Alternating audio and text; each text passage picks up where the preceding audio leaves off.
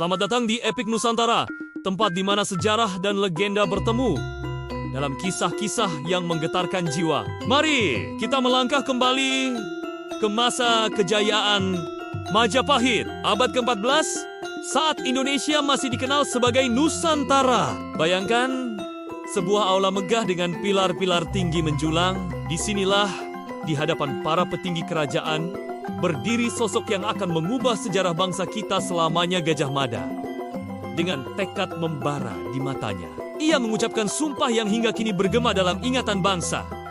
Saya tidak akan menikmati palapa sebelum seluruh Nusantara tunduk di bawah Panji Majapahit. Sumpah sederhana, namun begitu dalam maknanya. Palapa, sebuah bumbu rempah yang biasa digunakan sehari-hari, menjadi simbol pengorbanan dan dedikasi total. Bayangkan, menolak kenikmatan sederhana demi sebuah cita-cita besar. Tentu saja, banyak yang meragukan. Bagaimana mungkin seorang patih bisa menyatukan wilayah seluas ini?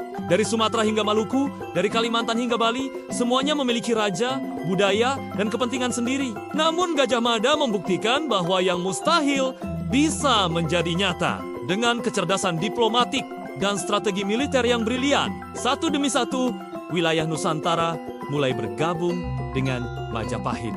Bukan hanya dengan peperangan, tapi juga melalui pendekatan budaya dan politik yang cerdik. Di bawah kepemimpinan Raja Hayam Wuruk dan strategi Gajah Mada, Majapahit mencapai puncak kejayaannya. Namun, seperti dua sisi mata uang, setiap keberhasilan memiliki harganya. Ada yang memuja Gajah Mada sebagai negarawan ulung, penyatu Nusantara. Ada pula yang memandangnya sebagai sosok ambisius yang haus kekuasaan. Tapi bukankah setiap pemimpin besar dalam sejarah selalu menuai pro dan kontra? Yang tidak bisa dipungkiri adalah warisan terbesarnya konsep Nusantara. Sebuah gagasan tentang persatuan dalam keberagaman yang menjadi fondasi Indonesia modern. Sumpah Palapa bukan sekadar janji kosong, tapi manifestasi dari visi besar yang masih relevan hingga hari ini. Ketika kita melihat Indonesia saat ini, dengan ribuan pulau dan ratusan suku bangsa yang bersatu, bukankah ini adalah bukti nyata bahwa impian Gajah Mada telah menjadi kenyataan? Meski dalam bentuk yang berbeda,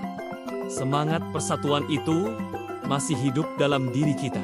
Sobat sejarah, kisah Gajah Mada mengajarkan kita bahwa tidak ada yang terlalu besar untuk diimpikan. Tidak ada yang terlalu jauh untuk digapai. Setiap sumpah yang kita ucapkan, setiap tekad yang kita tanam, bisa menjadi benih perubahan yang menggetarkan dunia. Jika kisah ini menginspirasimu, jangan lupa tekan tombol like dan subscribe.